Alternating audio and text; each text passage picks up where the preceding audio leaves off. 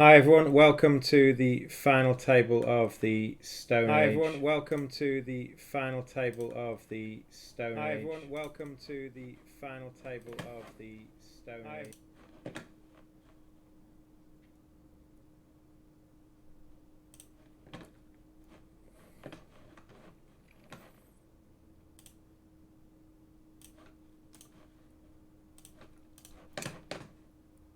And when that slightly less than professional sign has gone, we are about to join the final table of the Stone Age. You can see here we're waiting for a game to be started.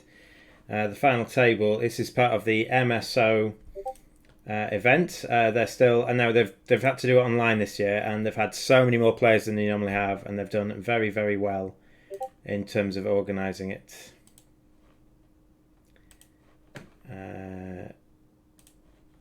So we are going to join them now. So we're waiting for the table to start.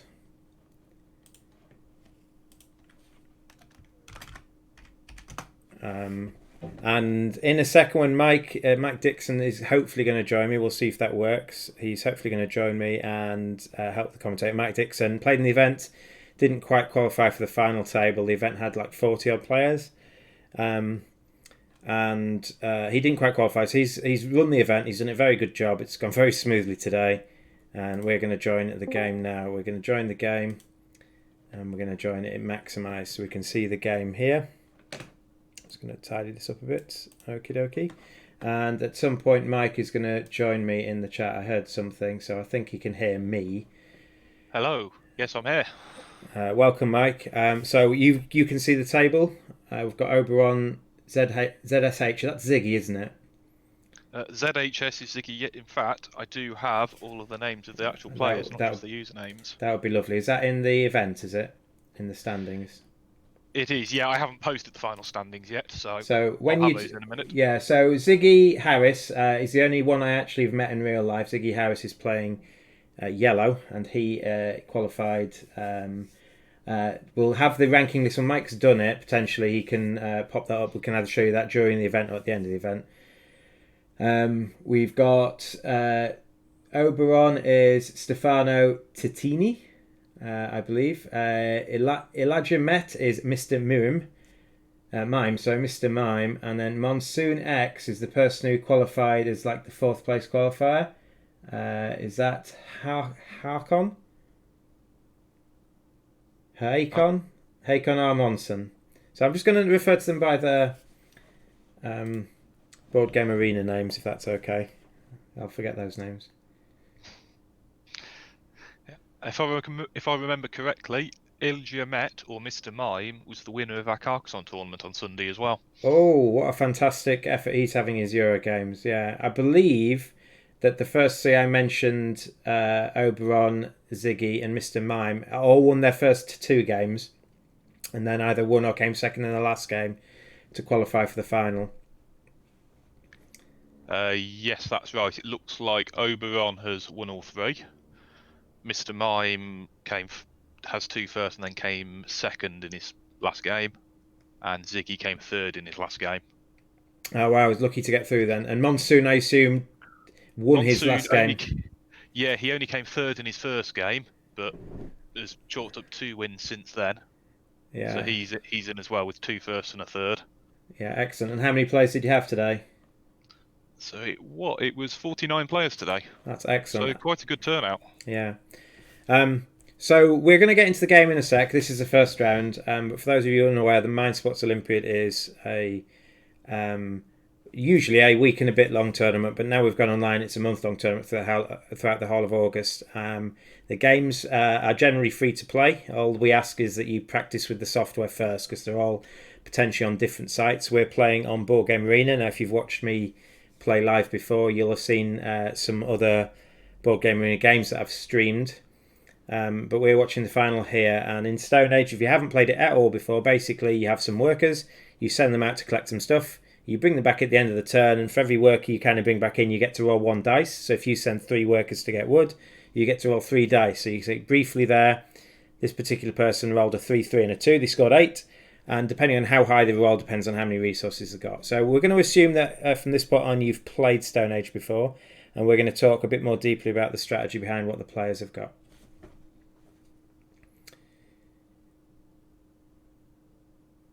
Did you play against any of these guys, Mike? I believe I played Oberon in the round 1 game. So obviously he won that game. I think I came second to him by a few points. Unfortunately, I can't remember the detail of the game too heavily now. It was that being several games ago. But he was certainly a strong player. Now, I was speaking to Ziggy last year. Actually, he said when you play Stone Age, the kind of the cards that give you a bit of everything. They give each person one thing. So if you look at the first 2 cards, I think you should be able to see. Yeah, you can see my mouse. So you can see these first 2 cards. These are kind of like the improvement cards or technology cards or whatever they're called, civilization cards. They give you kind of a mix of resources, and you kind of draft them based on whoever picks the card gets first dibs. And I was chatting to Ziggy last year, and he says you don't really want to pick those cards. You want to be to the left of the person who's picking those cards quite strongly, because he thinks the cards themselves aren't that great in terms of everyone's going to get something, so you don't need to prioritise getting them. But obviously, if you're left of the person who's getting them, you benefit more. That's an interesting take, actually, because I'm quite fond of those cards. I always think that the opportunity to get a agriculture track move from a 6 or a free tool from a 5 is always a great opportunity, particularly once the spaces in the centre of the board have gone. That card often seems better than sort of just getting a roll at a resource somewhere. Obviously, I agree entirely. It's the best case scenario is the player on your left taking it, but you can't control what they're going to do. And sometimes, if the situation is to take the card yourself, or likely you think that it's going to be taken by the next player after you, and which would mean you'd get 4th roll. Yeah. Sometimes it can be nice to take it yourself. Yeah, I'd much rather have it take it myself than get 4th pick. But in this case, Oberon has read in the first round of the game, he took a card, a multi-purpose card, and Ziggy got 2nd pick. And again, Oberon's taken one of those cards, and Ziggy's going to get 2nd pick again. So I think Ziggy is. I think based on what I've spoken to him, he'll be happy with that. He thinks that's a good place to be. So we'll see how it works out for him. It's definitely great, particularly if you have one player that's taking a lot of those cards. Being the person playing after them, you're usually in a good position because you get a lot of the benefit of that card, plus you get to make your own action as well. I always kind of rate the cards. So basically, you'll notice that Mr. Mime has jumped to space. So generally, you want the cards on the right-hand side because they're the cheapest to buy. And Mr. Mime's jumped to space to get this. I always kind of rate the cards based on how many points you're spending to get the card. So the card he's got, it costs you 3 resources. Let's assume that's wood. Wood's worth 3 each. So you're spending 9 points to get this card. Is it worth more than 9 points? Obviously, the further down it goes, the more you're paying in points to get it, effectively. Because if you can spend the wood on the building, that will get you 9 points back. And if you look at the card he's taken, he's jumped the multi-purpose card to get this one. It gets you 2 stone, which is immediately worth 10 points, so you're kind of getting your investment back. And you get some endgame scoring as well. So in that particular case, that card is worth 3 resources. Yeah, I like that move, actually, because like you say, it pays for itself in the resources with the stone. You get into your green cards and potentially you score a lot of points for that. And the card in the 2 slot isn't that exciting a card. The 1 point per building, I'm never a fan of those. Yeah, I don't think you'll see Oberon taking that 2nd card, because if Oberon takes that 2nd card, they won't have a roll at wood. And if they don't have it, well, you see, they're not going to have a roll at wood now, which means they're going to be paying 4 points per resource, because they'll have to pay in clay. Yeah, he's got the clay at least already for it, so he knows he can definitely afford the cards. But it does leave him in a slightly awkward position where he might be rolling for clay again. Very likely to. I imagine that yellow, yeah. Yeah. And then green will probably take the last wood spot. Oh, they can't. Oh, do you think green's going to take the 1 to 7 building? I think they will.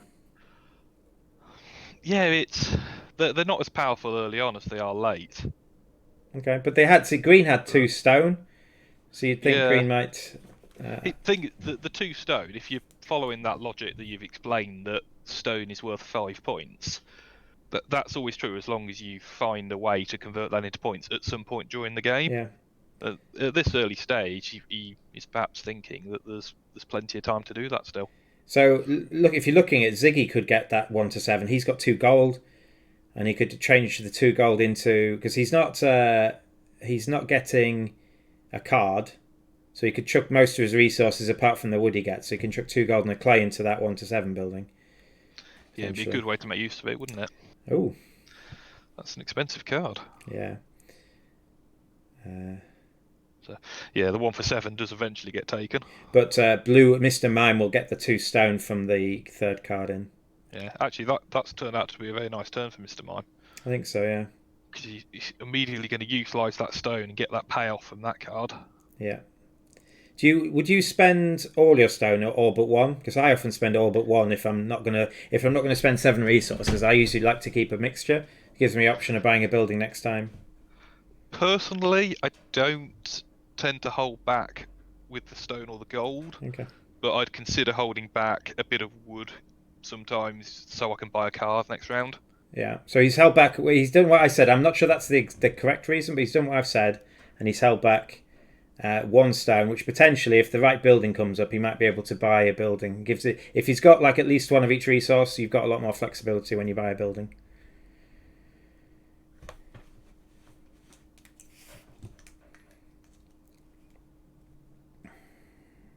So Ziggy gets 2nd dibs, although it's not a great choice. He's going to get another gold.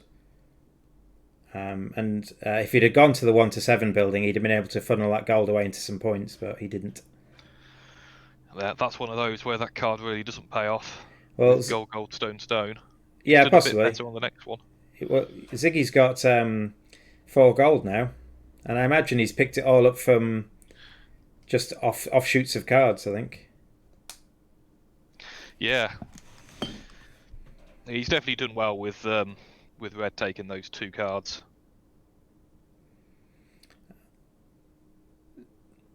So how many different major strategies are there? So what I mean by this is starvation is a major strategy. What are the other sort of different ways you can go? I think starvation to me is a bit of a sort of a strange case. It doesn't quite fit with the mold of everything else. You've obviously got 3 main ways of sort of growing your economy, as it were, which is the 3 actions in the centre of the board: ag track, tools, and meeples. I've seen some analysis that some players have tried to do, trying to sort of statistically work out which one's best. There does seem to be a consensus that the ag track is the most profitable move to take. And obviously that just means that food becomes not a concern during the game. If you never have to send your people to feed, your people are being way more productive in terms of earning you points, I guess. Exactly, yeah. So once you get up to, say, 5 on the agriculture track, which no one's getting particularly close to that in this game, and that's because it is always a strong move. So we tend to see with strong players, the move gets shared between them like this. But going back to what we were talking about, you've got obviously main ways of scoring between those different resources. But then you've also, the other key thing that's a bit different is to do with your green cards and your buildings. I tend to find you need to focus on one or the other there, either green or building. If you're not doing well on either of those, you're probably in a bad spot. Yeah. I often find that the cards are stronger than the buildings, personally. If you focus mainly on buildings, you're hoping to end the game early because someone with more cards than you will outscore you. Definitely, yeah, and it can become a race against time on the buildings to just get through them as fast as possible. But again, green cards are amazing if they're not hotly contested. Which, I mean, if you get 7 or 8 of them, you're doing great. But as soon as 3 players start trying to get them done, it can get quite hard to get a good score out of those.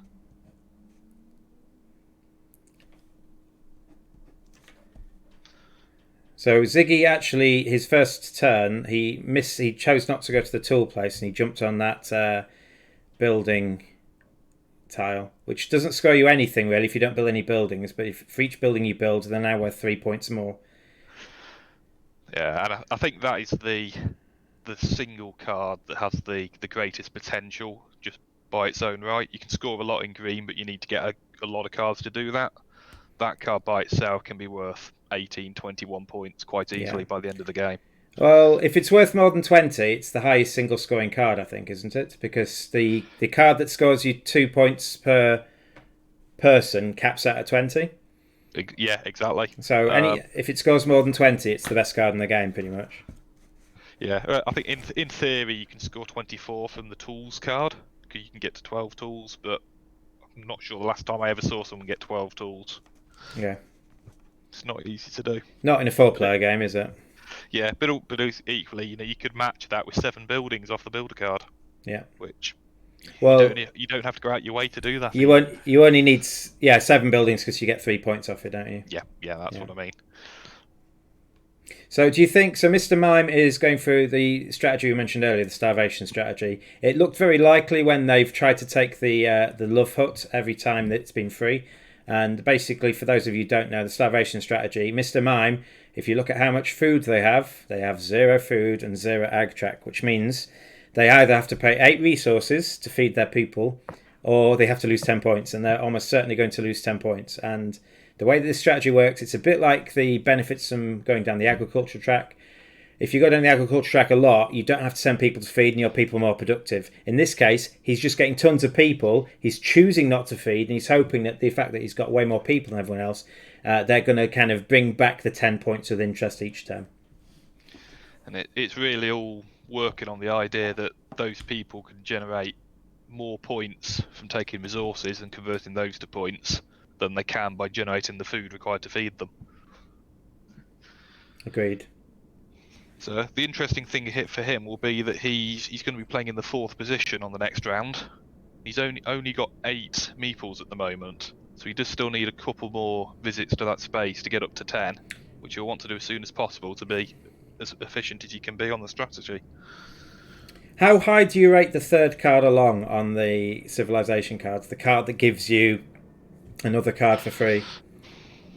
It all depends on what card you get, doesn't it? It does, yeah.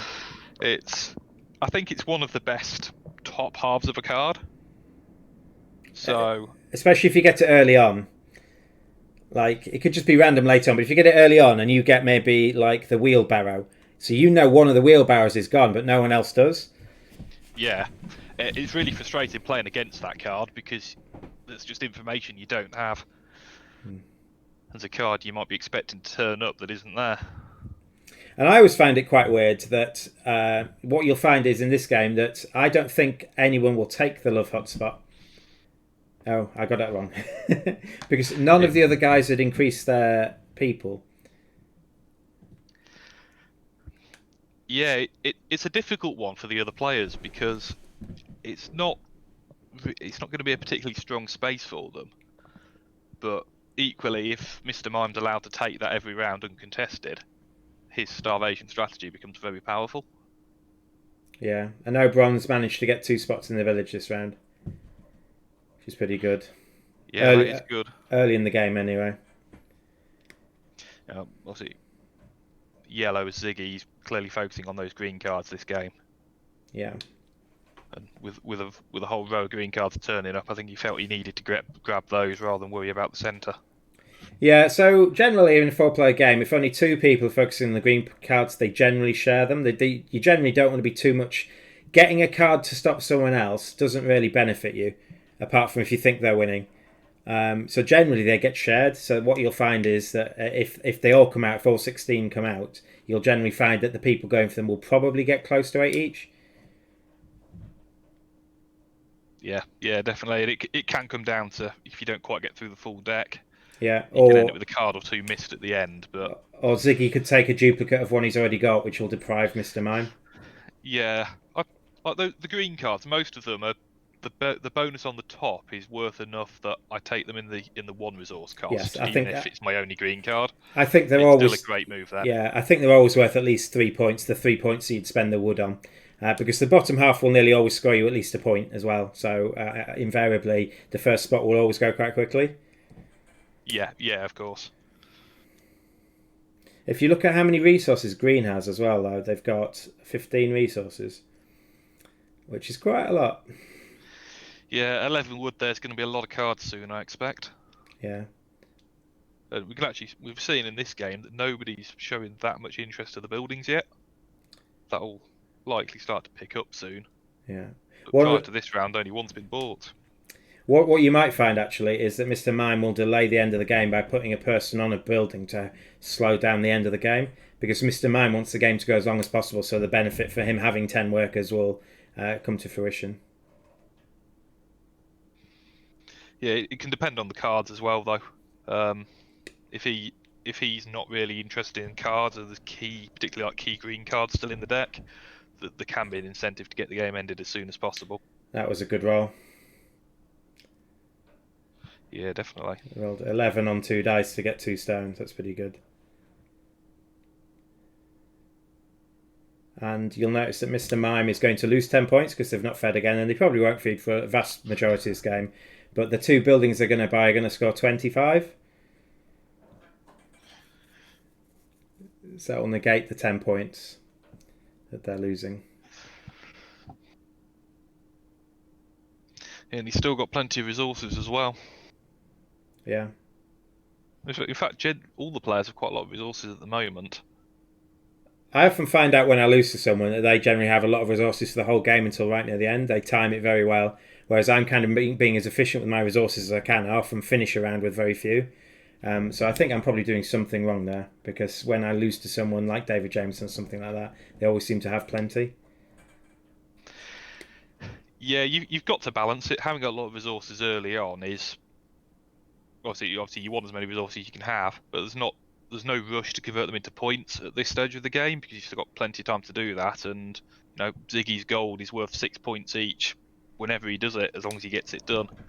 Yeah. But you do have to be careful that once you get later on in the game and everyone's trying to turn what resources they've got left into points, you'll struggle to get more than 1 building each round. So Mr. Mimes rolled 6-6-1, which is excellent for himself and Oberon. If you can't see the chat, Oberon says thank you. Yeah.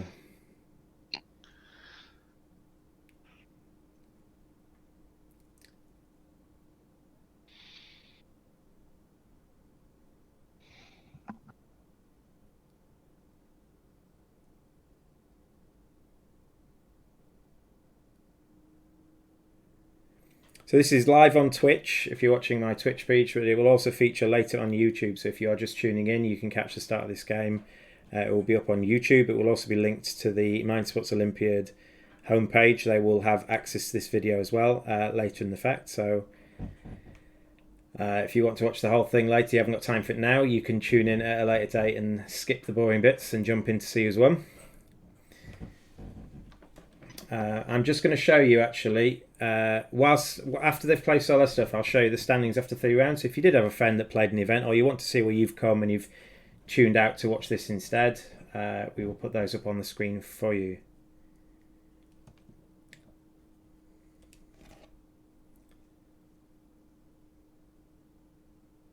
So because Monsoon's already got 1 building and they've got tons of resources, they've jumped ahead and got that double building card. It's pretty good. And what Mr. Mime would really like is the card that scores for people. I don't think anyone else is going to prioritise that card. Because that card there with the gold on top is worth somewhere between 10 and 16 points to Mr. Mime. Yeah, it's still worth, even if someone's only on 5 meeples, that's potentially 11 points there, so it's not terrible for them. It's not, no, but they're spending 9 to get 11, so it's only... Yeah. In this Monsoon's taken it. Well, he's got enough resources to do so, and potentially, although it's not awful, it's from Monsoon's point of view, if Mr. Mime gets it, it's much better for them. I really rate the building that Mr. Mime's got, actually, at the end. The one that gives you 2 resources that you can spend at any point. I think that's quite powerful. Yeah, that's... if you spend, even from that 4th position, 4 wood, turn it into 2 gold, and it's paid for itself, plus he's got a green card. Yeah, and the only people so far that I've seen collecting green are Ziggy and Mr. Mime. Now, because Ziggy got a random card off the top, we don't quite know the whole distribution of the cards, but I have been tracking it. I'm not going to say it out loud in case someone is watching the stream because I don't want to kind of influence things. But towards the end of the game, I can potentially announce kind of a general gist of who's got what without being too specific, I suppose. Have you had any problems then, Mike, for moving the whole event online? Because I think from what I've seen, the events are hugely well attended, and I think they've been pretty efficient from what I've seen in terms of how they've been run. Yeah, well, the attendances have been good, and it's been great to be able to have people take part, to particularly people who sort of perhaps came to the MSO a few years ago but have moved away. And we're seeing some people able to take part again now, and also new players who perhaps wouldn't be able to travel for it usually. So on that side of things, it's brilliant. We've not been without our technical difficulties, and I suppose that's just a part of playing online, isn't it? That you can have some glitches with sites and things. Yeah, so if Ziggy doesn't take the second building along, I think Mr. Mime will jump at that because Mr. Mime's going to get a gold from one of their cards. So Mr. Mime's left one person off. You've got to wonder what they're intending to do with that one person. They're clearly not sending it for food. They've only got one tools, so it would be weird to send it for a resource. So you can clearly see they're going for a building. Yeah, it looks like a building, and the 4 different resource building looks perfect for him here. Will he have? He can use those resources off the card as a stone and a gold, and then he'll have them. Yes, he will. Yes, I was getting the colours wrong then. And I'm always a fan of the buildings where you're going to put 4 or 5 resources into one building, because it's so much more efficient to convert 5 resources, for example, into points than it is to just do 3 at a time. Yeah, you're more likely to have the 3 you need than 5. So, but I think you fully agree. The buildings that are like the more resources you can chuck into a building, the better. And the best building is the one we saw right at the start. I think there's 3 of them in the game. Is there the 1 to 7s? It's either 3 or 4. You tested me there. Yeah. Well, let's just assume we're both right, and it's 3 and a bit. There's at least 3 anyway. Do you think Ziggy takes a building here? He probably does. He's going to have to start thinking about how to spend that gold soon. Okay, no, he chooses not to. Because Ziggy was going first this round, so if there's a good building that comes up next round for Ziggy's gold, someone else is probably going to nick it. So I think I would have... was Mr. Mime... Why would Mr. Mime go for that one? I assume he's thinking about using his 2 free resources to both be gold and get the extra point of efficiency out of that. Okay, that makes sense. Which...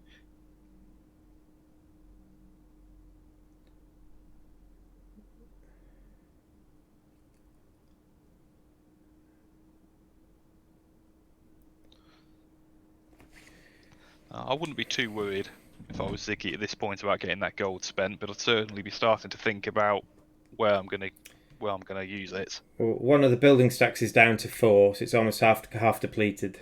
So I think... Yeah, and at this stage in the game, that might just mean 4 more rounds. Yeah, I think Mr. Mime will start blocking that because Mr. Mime needs the game to go on longer for their strategy to pay off, I believe. Yeah. But equally, with 18 cards left, that's potentially only 4 more rounds there as well. Yeah. Yeah, it'll be 4 or 5 rounds at this point. It just depends if someone does want to block it. Do you think there's an advantage to going first in this game? I think there's probably a disadvantage to going fourth. It all comes down to how many rounds are in the game. I don't mind being second or third, particularly if that means I get to go first on the final turn. For example, in an 11-round game, the person who starts third will go first for the last round of the game. And you think that's the strongest position to be in? I think that's a good position, and starting second in an 11-round game is good as well. Obviously, starting first is great, but there's usually more than one good option at the start, and then you're playing fourth in round 2, which can feel like quite a drawback. Oh, there's some good buildings here. There's a green card that's got food on it, so I think Ziggy would love that, and then they'd have to feed for a while if Ziggy hasn't got that one. But there's also the double agriculture one, which Oberon would want. And there's a 1 to 7 building, so I think there's some really good stuff. I think you'll see people go to the village quite late this round. Yeah, we're at that stage where they're going to be thinking more about the scoring now than the centre of the board. I can't imagine that 1 through 7 staying there for long. I'm just going to show you the standings. I don't know if you can see this. This is basically, it's run through Discord. So if you're not watching my stream, Mike, you won't be able to see this, but I'm just going through the Discord standings. You can see here that these are the standings after 3 games. That's Stefano, that's Oberon, won all the games. Mr. Mime got first, second, which Mike did say. Ziggy got first, third, and Hakon got third, first. And you can see a sad Mike in 5th place here. As the best of the rest, and Danton. You take a lot of people tied 18, and it's quite nice actually. There's a clean split to the top 4. Actually, there isn't that someone hasn't lost out through a tiebreak or something. Yeah, tie breaks can always be harsh, particularly in a 3-round format. There's anything can happen in 3 games. Oh, you could have joined. You can join late in the tournaments then. I know you can drop out. You can actually join in late then, because someone's joined in after game 1, haven't they? It depends on the tournament, and obviously it's sort of how the software that runs that tournament works. So for some tournaments you can, for some you can't. Okay.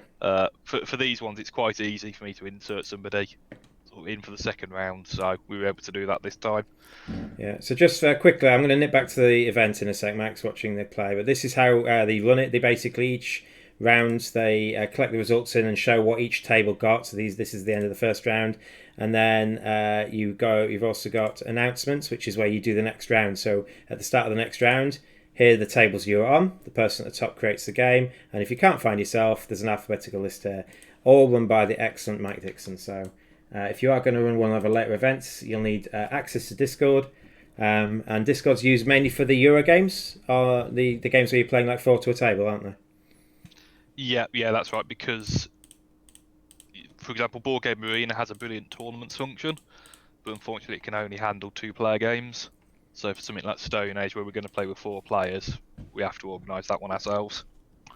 So we've nipped back. We lost out the interesting thing. We can see that 2 of the 3 things we mentioned have gone. That Mr. Mime, clearly, maybe they've seen Ziggy take the other one of these pots. So if they've seen Ziggy take the other one, they really need to take this one. So that was their first pick. And you might actually see Mr. Mime feed this time, because Mr. Mime's going to get 7 food from this card. They're going to have 10 workers. And actually, to not lose 10 points, you only have to pick up 3 more food. So I think you might see Mr. Mime feeding for the first time in quite a while. Yeah, he's probably looking at that card thinking it's 10 points for the feed, plus the pot could be worth 13 or 15 points even. Yeah. By the end of the game. Yeah. So basically, the research, the technologies, they're what Mike's called the green cards. The ones with like a grassy background. They don't score anything by themselves. You basically at the end of the game, you count how many unique ones you've got and you square it. And you can collect up to 2 sets of those. So if you have 7 different ones at the end of the game, you square it, you get 49. And then if you have another 2 that match, you get another 4 points because you square that as well. And so what you'll find towards the end of the game is Ziggy and Mr. Mime are likely to have close to 7 or 8 each of these cards. Monsoon has got the 1 to 7 building. That was the first move of the round, that one, whilst we were looking at the standings. Yeah. He went straight for that, and then Mr. Mime jumped on the pot after that. So I think Monsoon is lucky that the 1 to 7 building was still there. To get that 5th pick is pretty nice, actually. Maybe we're rating it higher than the experts, because these guys are clearly very great at this game. Certainly, yeah, and I wouldn't claim to be the best player at this for certain. You usually beat me.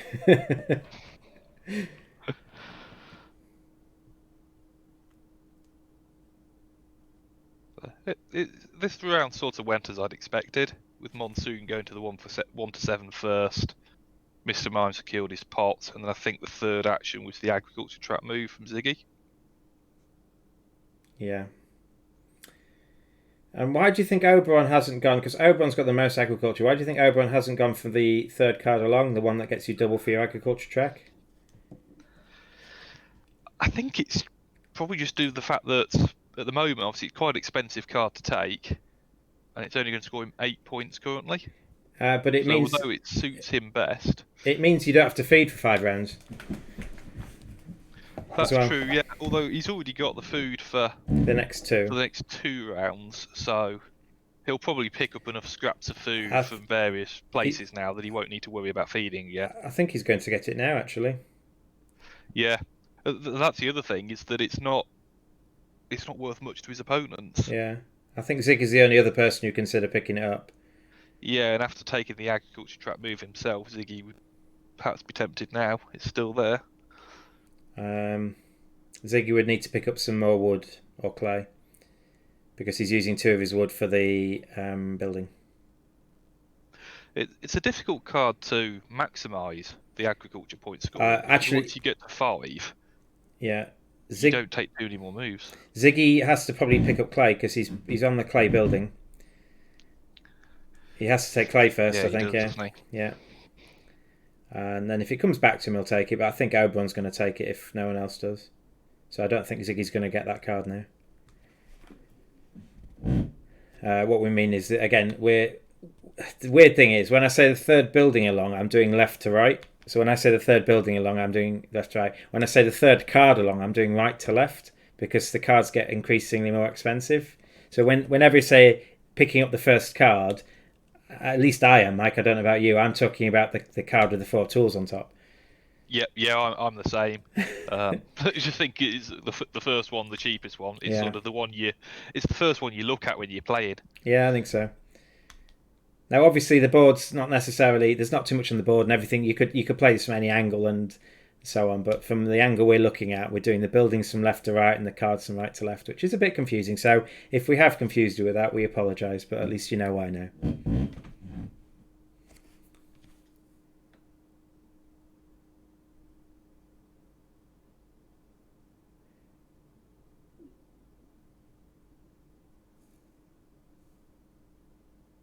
Alright, so Monsoon has picked up that card.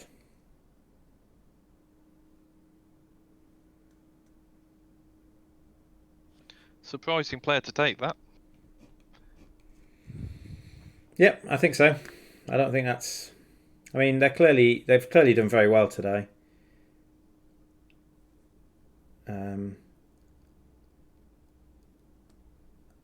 Maybe they just did because they had a lot of resources, but I don't think that card's.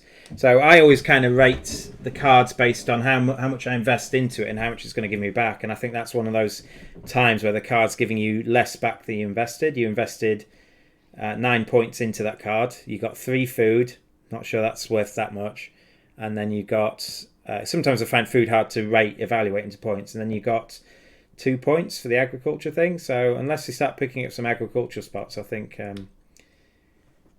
That is slightly inefficient. They didn't need the food to feed this round. No, I don't quite understand it, but he's obviously a strong player, so he'll have good reason. Maybe they're trying to end the game. That's potentially one fact of it. And if they only ever buy 2 cards around, then Mr. Mime's going to get more turns to turn his 10 workers into points. Yeah. Yeah, Mr. Mime seems to have decided to start feeding quite regularly now. Mr. Mime picked up 7 food this turn and then picked up 3 more. They picked up 7 food off the card. Of course, that was this round, wasn't it? Yeah, that was this round, yeah. It's been a long round, actually. There's been a lot of thinking over their decisions early on in this round. So. Yeah, I was jumping ahead in my mind. So I think we'll see. He'll feed this round and then he might stop feeding again next round for a bit. So if you look at the points at the moment, Oberon's on 48, Monsoon's on 42, Ziggy's on 31 and Mr. Mime's on 18. But that doesn't include any points they've picked up through cards. So sometimes it can swing quite a lot in cards. Often potentially the person with the most cards might sneak a victory at the end. Okay, so Mr. Mime's got the card they need for their strategy to work. This is the 2 points per person card. That card itself is worth 20 points. Plus a clay, so like somewhere in the region of 20 to 24 points that card's worth for Mr. Mime. He was taking that card wherever it turned up, I think. Yeah, but he's lucky that he got first dibs, I guess.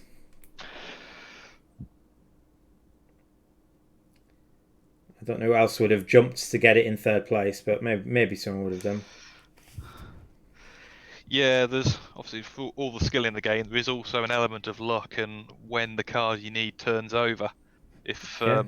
if that card had come up when it was somebody else's first player turn, particularly if it had gone in the first or second spot for the Yeah, cards, definitely. I think an opponent would have been jumping on that. I think so, because it's just a flat 10 points. It's at least 10 points, isn't it? Yeah, it's 10 points. You get your clay, which will pay back one resource that you spent to get it.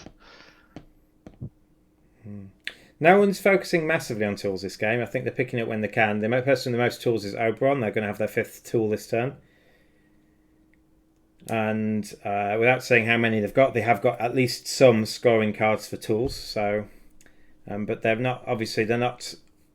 The fact that Mr. Mime got 10 people a few turns ago and Oberon's only on their 5th tool now, they're not really ploughing on with the tools as much as some other people are. No, you get a lot of benefit from your first 2 or 3 tools because they just help to even out the look on the rolls quite a lot.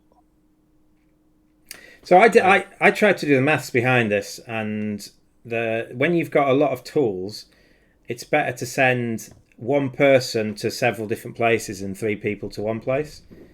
David Jameson was trying to convince me of the maths behind it, and it might determine in the order you take them off. You should take off the most expensive ones first. So if you send someone to, if you've got, I don't know, a 2, 2, and a 3 in your tools, so quite a few tools, enough so that you're not going to miss, and you've got 3 workers to send out.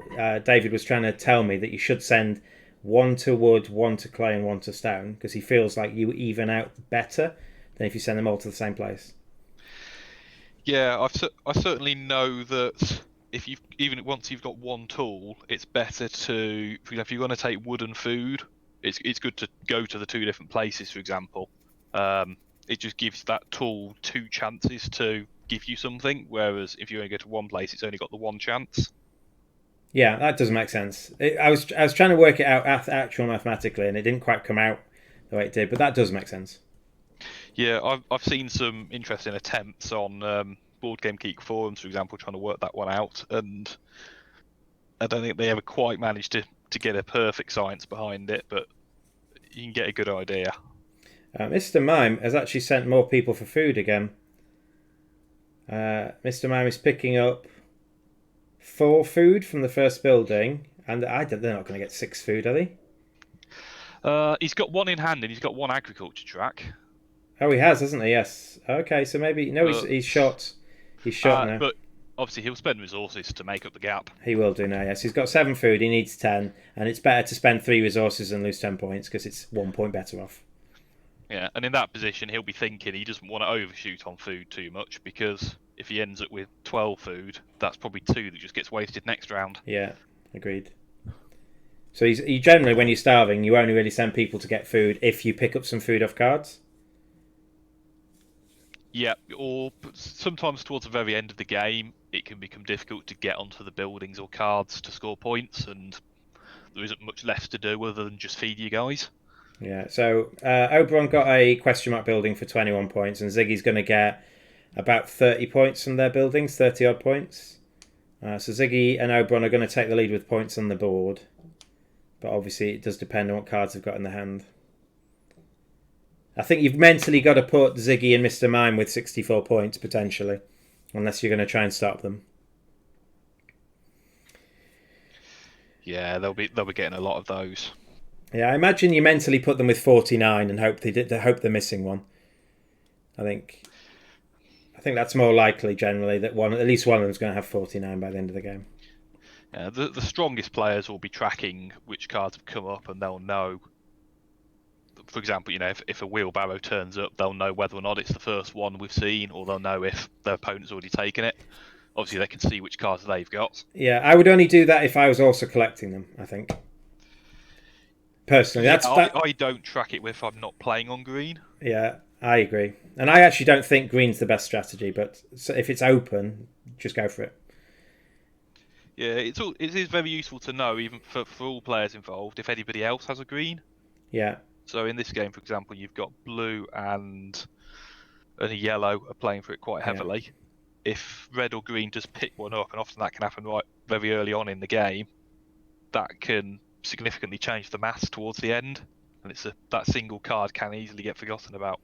Yeah, especially if they take one of the cards that neither of you have taken. So if they take the flute and the other flute hasn't come out yet, you and that other player who are actually going for them, it now matters, first come first served to when it comes out, I guess. So we've got 8 cards left. So there's 12. There's the 4 cards you can see and 8 left in the deck. So if all the cards go every round, there'll be 3 more rounds. And there are 2 piles with 3 buildings in. So if all the buildings go in one of those piles each round, there'll be 3 more rounds. So my guess is there's going to be 4 more rounds. I don't think both of those things will happen. That's how it works, isn't it? The game will end on cards if it can't refill. So with there being 8 left,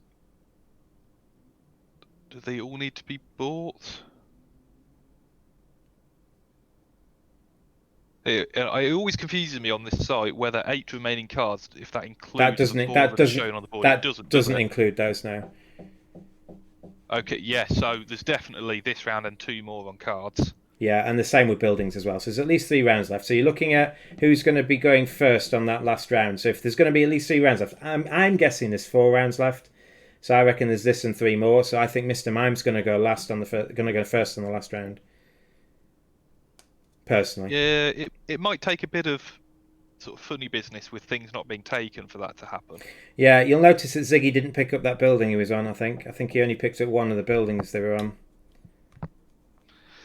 I believe. He obviously thinks he'll benefit from a longer game. Yeah, he didn't buy the building on the leftmost stack, the 4 stack. I think maybe because he was a resource short.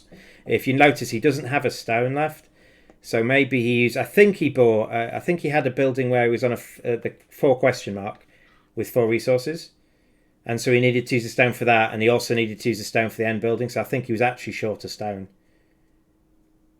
He sent 2 people for stone and only rolled 8 with the tools. Yeah. So he played a little bit of a gamble there then. I think so, yeah.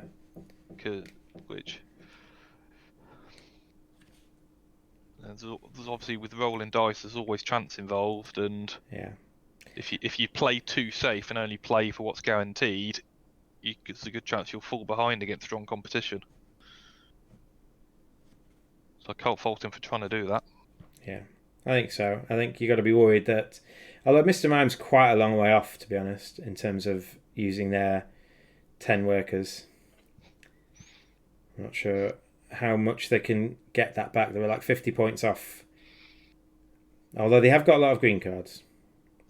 Yeah, he's got a lot of green cards, but if for example, we believe that Mr. Mime and Ziggy as yellow are both going to get a full set of greens, there's another 30 points that Mr. Mime's got to make up there. Yeah, now I can't remember who got it, but there's a pot there. And I remember someone jumped on it their first action, didn't they? Was that Mr. Mime last turn? It was Mr. Mime to feed, wasn't it? Yeah, so I think Ziggy needs that pot. He does. Obviously, Ziggy will be playing first next round, so he might be trying to avoid paying the full resource cost for it now. I think you're right. It's because he's out of guys, isn't he? Yeah, so he's not doing it this round. Yeah, so I think he needs a bit of luck to get that card, because obviously the first card in the technology cards is worth 1 point. But the 8th card is worth 15 points. Like Mike said earlier, the cards towards the end are worth 13, then 15 points effectively for how many points they'll get you, in addition to what you already have.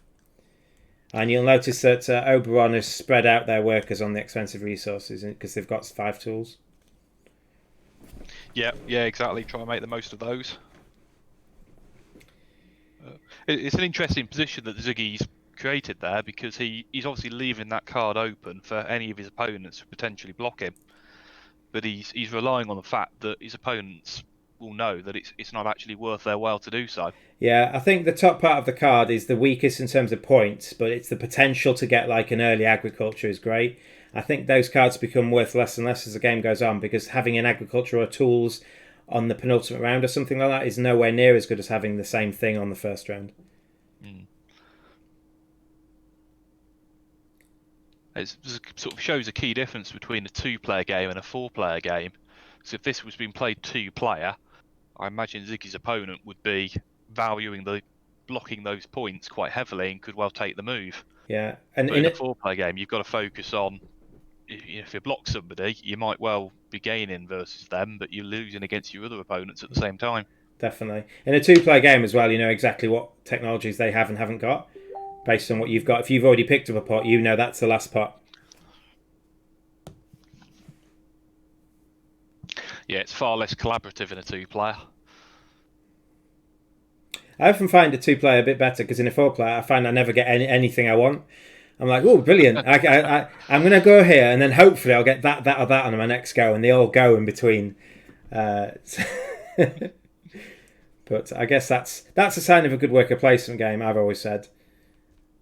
Like I often find it with Russian railroads that like on my next turn, I want one of those three spots, and when it comes to my next turn, they've all gone. That just shows you how good either how good your opponents are, how good the game is. Yeah, definitely, and it can be the skill can come down to just making those marginal gains and being able to get that space that's maybe particularly beneficial to you before someone else does. So Mr. Mimes just built 3 buildings, but they're about to lose 10 points, I think. Yeah, so they bought 3 buildings, so they got to 65, and then they lost. So if you look at the scores now, they're all quite level. So I think the other players have got to watch Mr. Mime, actually, because they've still got 6 resources left. Yeah, there's actually still quite a lot of resources in the game here.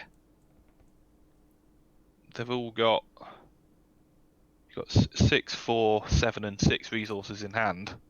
Yeah, I think and it's just Ziggy with only 4, he's got gold, which is the most valuable one. Yeah, it's just it shows the players being good as well. I mean, notice that Oberon and Ziggy don't need to feed at all now. Yeah, we'll likely start to see now that those buildings will get taken very quickly. Yeah. There are 2 stacks of 2 buildings in. I imagine the buildings will end the game, actually, over the cards.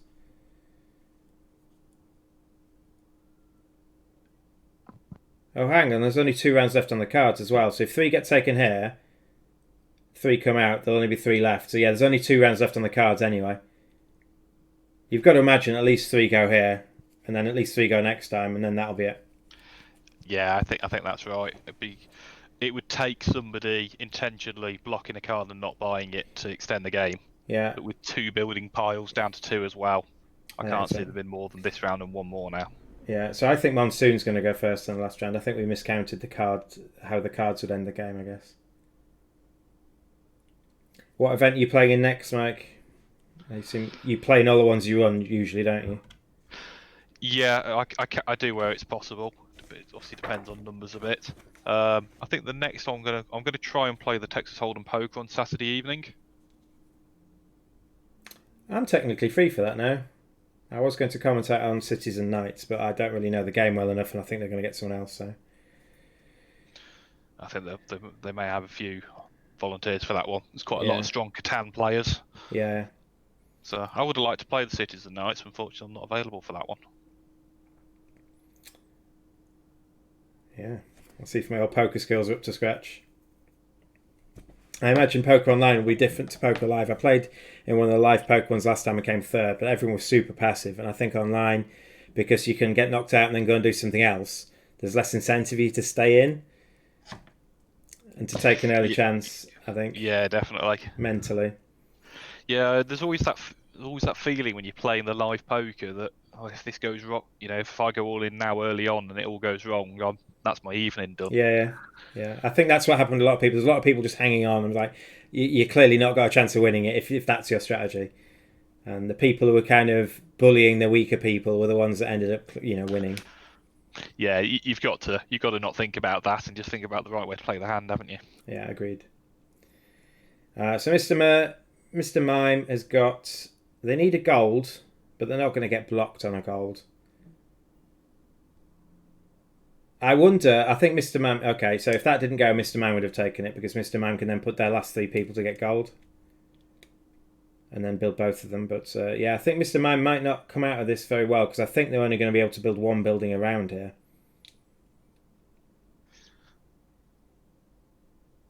And they're going to lose 10 points this turn as well. They haven't got enough people.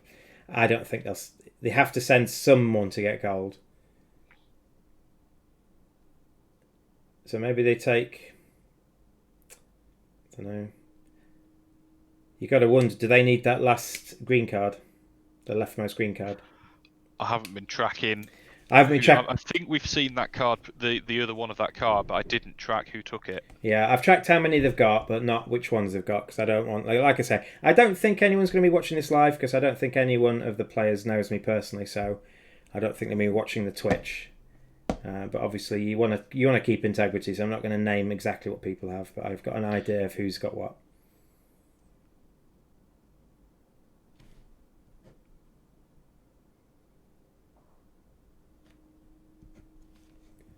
I missed the first round or two, so I've not got perfect information.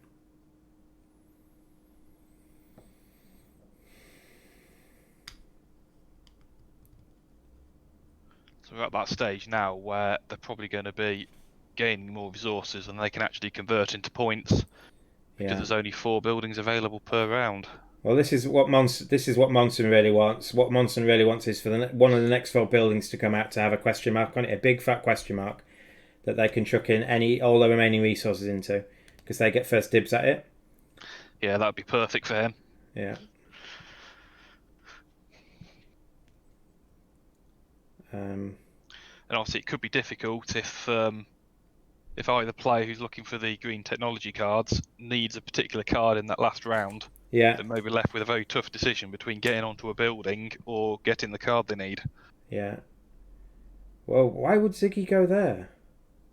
Ziggy sent their last person to get gold, and they've only got 1 tools. Do you think that's a gamble? Do you think he thinks he's not winning, and that his best chance is that he picks up a gold that he can spend? Yeah, I guess he must do because you're gonna have to roll a 5 on that dice. No, he could get tools off the card he's got and roll a 4. True, yeah. But that's it. But, yeah. Oh no! I know what he's doing. He's blocking it for Mr. Mime. It's a hate move. Mr. Mime still needs a gold. They didn't go on the gold spot last turn, which I thought they might do. And he's done it to spite Mr. Mime, I think. So Mr. Mime needs at least a 3, I believe. Oh no, that's not true because they've got a tools off their card, so that's not going to work. Yes, it's not going to block Mr. Mime in the end, but it could prove awkward for him, couldn't it? Yeah. So I think Mr. Mime can guarantee the goal actually because they're going to pick up a 3 tool off the card. Right, here we go. Ziggy to go. So they take their wood guys off. They've got the 2 wood they need. They shouldn't use the tool. They can build the building. They can then buy the card and hope to get a tool or not sure what else they're scoring for. I think Ziggy's got mainly building cards. Well, there's a tool. So at this point, sometimes you'd quite like to see a goal just to convert into a lot of points. Yeah, but he's going for... when you take the tool, don't you? He's got 4th pick, I'm afraid, next turn, so I don't think he's going to come out of this very well. Yeah. It's interesting that only 2 cards were taken this round. Yeah. That means that there's still going to be 3 cards in the deck going into what we assume will be the final round. So that could be particularly painful if a green technology, or for example, if one of the 20-point meeple scorers is still in the deck and doesn't come out. I don't think we've seen the second 20-point meeple score. I don't think Mr. Mime's picked up that many, unless he picked up one in the first round, which I missed. I don't remember seeing a second one. I haven't been tracking it closely. Yeah, I don't think so. I think Mr. Mime really wants, because they've got second pick. So Mr. Mime really wants a double meeple scorer to come out worth 20 points. Mr. Mime is going to build a building for 16, but then they're going to lose 10 points for feeding. And weirdly, if you look at their resources, they've only got 2 types now. They're going to spend all their gold and stone. All right, so here we go. So you can see the 4 buildings available. There's no 1 to 7. There's only been 2 of them we've seen this game, I believe. Oberon gets a gold, and then they get a stone because they've got all those tools. And Oberon's got a nice mixture of stuff. So Oberon actually is in the best position to build the building to the right. Right, so... Yeah, that's quite a good score for him there. So it looks like I'm not sure how many cards Oberon's picked up. I don't think they've picked up that many, to be honest.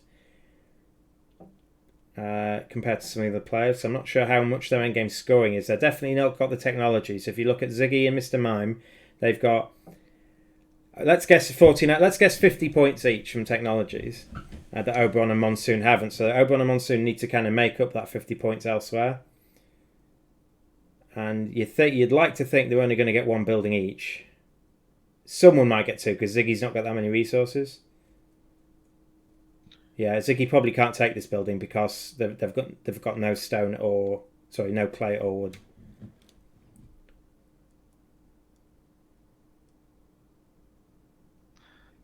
It's hard to pick a winner even at this point, isn't it? I think so.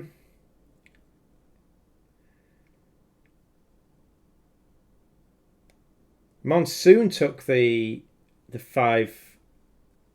So Monsoon's trying to rely on picking up stone and gold this round. Who took the 3 points for buildings card? Do you remember? Yeah, I do. It was Ziggy, I believe. So he's only got 4 buildings for that.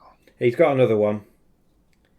Ziggy's got at least 5 points per building. So Ziggy's got 20 points to his buildings and technologies. I don't think he's picked up many other cards. He got 1 agriculture card and then whatever he got in the first couple of rounds because I didn't check that. But I'm pretty sure one or if not both of them are missing a technology. I mean, there's 3 there that they need to be picking up. But if they've only got like 25 points or 36 points for their technologies now, I think I'd probably back Monsoon, actually. That would be my backing as it stands. Yeah, I've not been counting. I'm not sure how many technologies Mr. Mime has taken whilst building 8 buildings as well. They've got at least 4. At least 4. Again, I missed the first 2 rounds or so. And as far as I know, I've only seen them pick up 1 person card, one scoring for people. Yeah, I think to put together a winning score from here, they'll need to get to at least 6, if not 7. Yeah, but difficult. Mr. Mime's likely to lose. Maybe they don't lose 10 points this round. Maybe they're going to have enough resources left over. I mean, they're clearly going to get a green card here. They've got to get a green card here. Yeah, I don't know his green card situation, but if it's not impossible for him to get 3 of them here. So this is where that move tells you Ziggy needs the other one, doesn't it? Surely you take the first one first. It must do.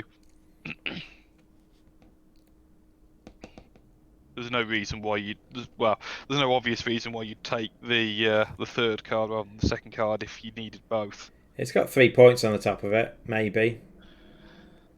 So maybe that is a indicator. He's got tons of resources. In theory, if he needs both of them, he should take the 3-pointer. But Ziggy's trying to build that building. So I think Ziggy's just given up on the cards. I don't think Ziggy's going to win. I think Mr. Mime will take the other card they need if they need another one. Yeah. Oh, so they did need both, so Ziggy already had it. And Oberon must have some tool scoring. I think they do. They've got at least 2, but I imagine they've got more. Like I say, I wasn't tracking from the start. We haven't talked about Oberon's game too much, but he's obviously got 7 tools and 5 agriculture. Yeah. Whilst he's been, he's obviously only 4 buildings, but 80 points out of them. And I think he should have some decent cards to score for his agriculture and his tools. Yeah. Yeah, I don't think he's got that many cards, Mike. I don't believe. No, I don't think he's going to be the player with the most cards by any stretch, but if he's got the right cards, that could be all he needs. Yeah, I think I'm backing Monsoon, but maybe I'll be wrong here. If Mr. Mime doesn't lose 10 points, it could be Mr. Mime actually. I don't know. My gut tells me it's not going to be Ziggy. Sorry, Ziggy. I do know you. I do like you, dude. And if you do win, I will buy you a drink next time I see you. Yeah. Right, so this is the last round. The building is definitely been bought. You can see when this stack empties, you can't see the one underneath, it's emptied. There will be no future round. Oh my god, that's an awful roll. 6 off 5 dice. Oh my god. He says, wow. Wow. If I mean... So what do they need? They need 3 wood for that and 4 wood for that. So they need 7 wood, which means they need to pick up... Oh, that's enough. So they can feed. Yeah, they can feed. They need 7. They need 17 things, and they've got 18. So yeah, they're going to have 1 resource left at the end of the game. Oh no, they don't. They've got agriculture. They're going to have 2 resources left. So they're not going to lose 10 points. Mr. Mime is not losing 10 points. They're going to get 16 points from the building, I believe. Yeah. And then they're not going to lose 10 points. They're going to have at least 6 technology cards. That's at least 36. Maybe more. I'm going to guess 49. And Oberon, if they took some early tool scoring, I think Oberon could do quite well here. I just think they're short of other cards. The winning score is probably going to be somewhere in the region of 180, thereabouts, Mike? Yeah, I think so. I didn't count how many rounds the game has been on this one. And, who started? Was it... Who went first? I can't remember.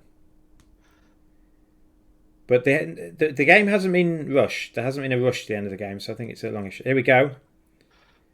There we go. 7 greens each. Slowly going.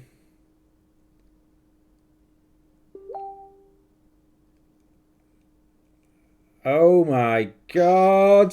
It's so close. 6 points separates 4th from 1st. And Ziggy, my hat goes off to you. I did not think he would come 2nd, so well done, dude. Winning the Stone Age tournament is Mr. Mime, who's... I will go back and get your real name so we can get some credit for you. If you might be able to read it. Where have we gone? Standings. So Mr. Mime is Ilyamet. Have I said that right? Ilyamet, Mr. Mime. And didn't they win Carcassonne? Did you say? He won Carcassonne, so that's an excellent performance. 2 golds, and I'm not aware of anybody else with 2 golds yet. This Mindsports Olympiad. Yeah, I don't think so. Ankush didn't win the chess today, so he did win the bridge. He didn't win the chess, so excellent stuff. In second place, we have Ziggy Harris. He's from the UK. Hi, Ziggy. Well done today. Such a close game. And thankfully, that awful roll that Mr. Mime had on the last round didn't cost them. I would think they would have been pretty gutted if they lost by a point and that roll was down to it.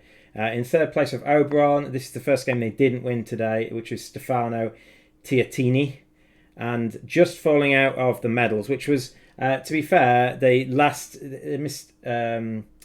Monsoon kind of snuck in. They came 3rd in their first game, and then they got an easier second game, which they won, and then they won their last game to qualify. They had the worst tiebreak, so they came 4th today. But it's so close that basically between, at least from 2nd to 4th, it's potentially just 1 roll in it. 1 good roll could you got you 2 more resources, which is 2 more points in the game.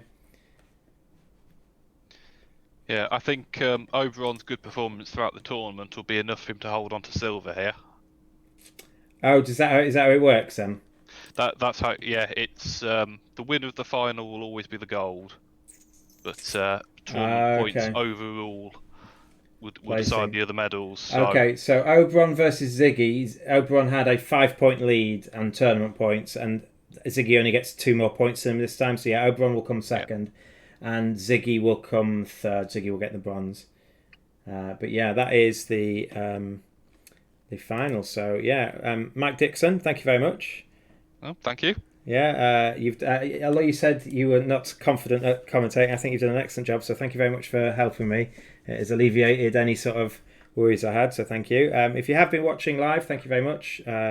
We will potentially do some more live events when I start playing some of the events myself. I'll play live and commentate as I'm playing on games that I can not give away information on. And then if you are looking at playing, if you're watching this after the fact or anything, the event goes on the whole of August. Like we said at the start, if you didn't listen to that, the events are generally free. If you look on the Mindsports Olympiad website, if you have a look, I'm going to go to the cover page. Line Sports Olympiad, if you Google that, msoworld.com, I believe. Is that right, Mike? Yep, msoworld.com. MSO.com. The scheduled events are there. Generally, no play on Mondays and Tuesdays. All we ask you to do, although the events are free, is that if you do register an event, you at least practice on the site first. You make sure that you're registered to the site and all that sort of stuff. And generally, the events are played on the site themselves, run by the site, or if it's like multiplayer events, they're run through Discord. So you will need Discord on your computer. You don't need to chat to people if you're not that kind of person, but you do need Discord just to see the standings and results and the pairings and things like that. But anyway, I've been joined with Mike. My name's Steve, and thank you very much for watching.